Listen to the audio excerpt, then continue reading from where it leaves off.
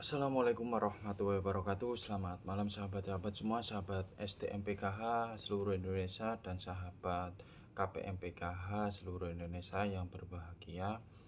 Baik sahabat-sahabat, kita jumpa lagi di video ini. Berjumpa dengan kami channel PKH Tarik Sidoarjo.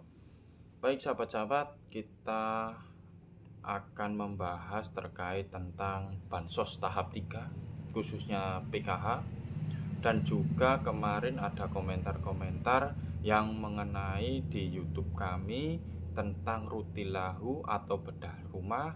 Yang ketiga kita bahas tentang lansia, bantuan untuk lansia tentang PKH.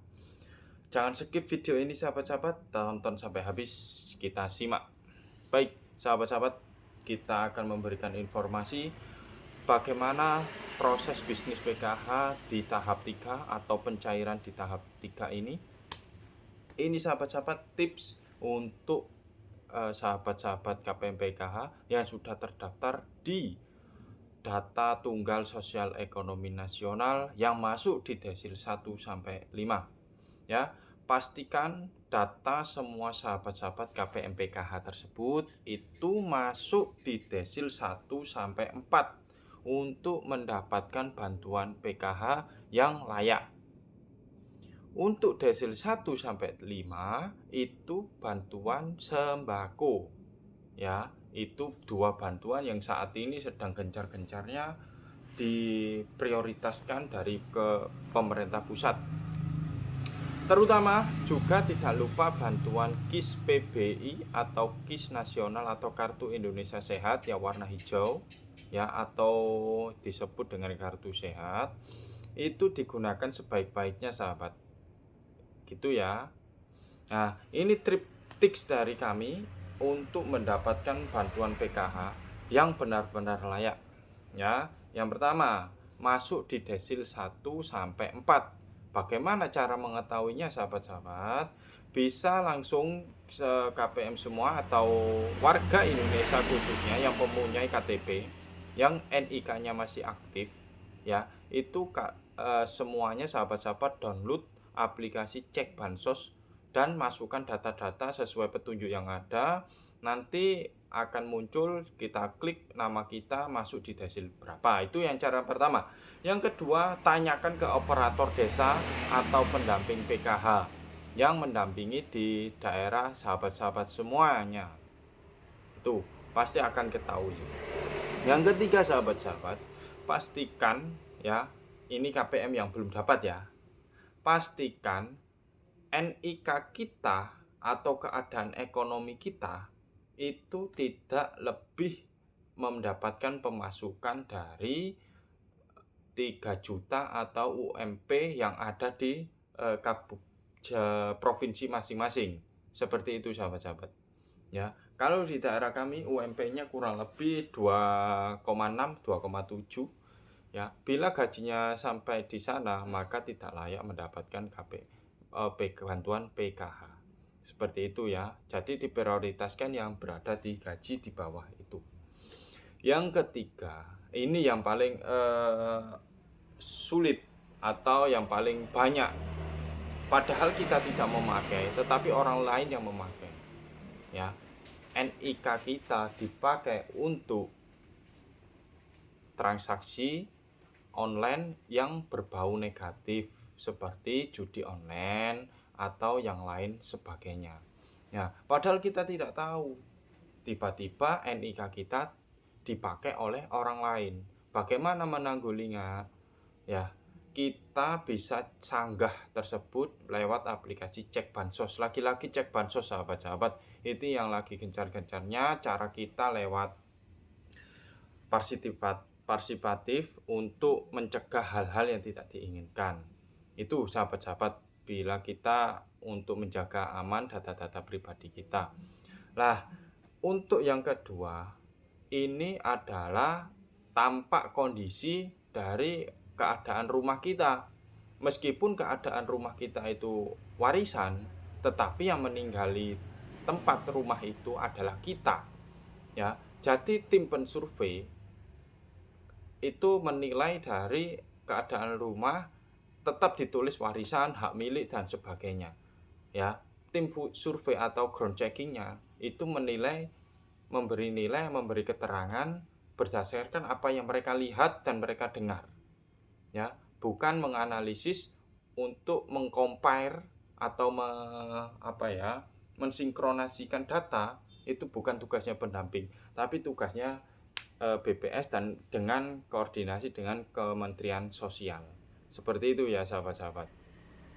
Itu ya untuk tahap 3 yang akan cair di periode Juli, Agustus, September.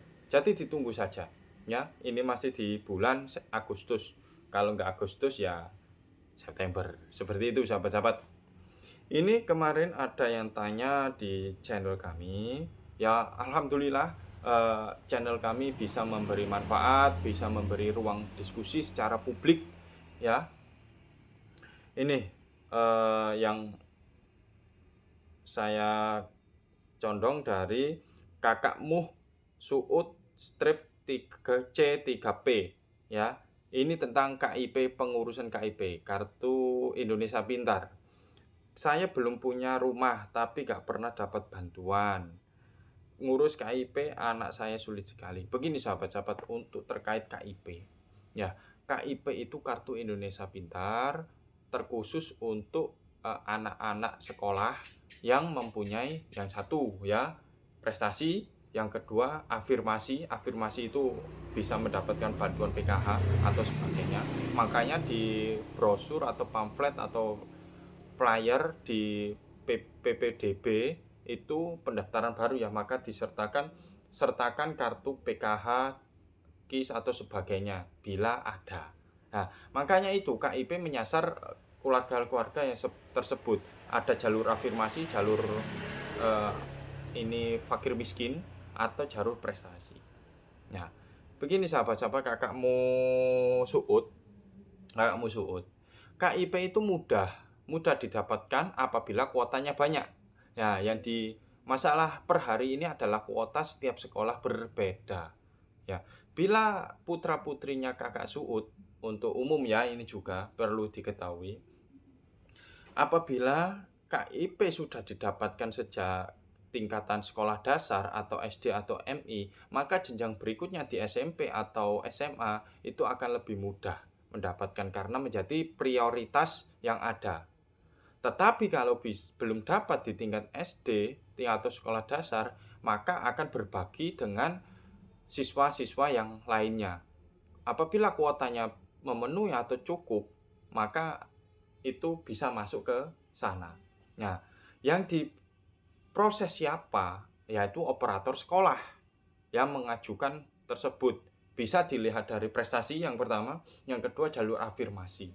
Ya, jadi jangan bosan-bosan untuk kita ya sebagai wali murid datang ke sekolahan untuk konfirmasi. Bapak, Ibu, guru, ini kami dari keluarga PKH atau keluarga kurang mampu, bagaimana cara mendapatkan KIP? Bertamu saja ke sekolahan. Ya, KPM kami di daerah kami juga kami advocate seperti itu. Kami dampingi sahabat-sahabat, pendamping PKH mendampingi sampai ke sekolahan. Apabila keluarga tersebut kurang cakap dalam berbicara atau berdialog atau berdiskusi, kita dampingi. Seperti itu ya. Kakakmu semoga menjawab, dan juga untuk teman-teman sahabat-sahabat lainnya. Yang kedua, ini terkait tentang lansia. Dari Kak Ratu Tati strip JN6YN.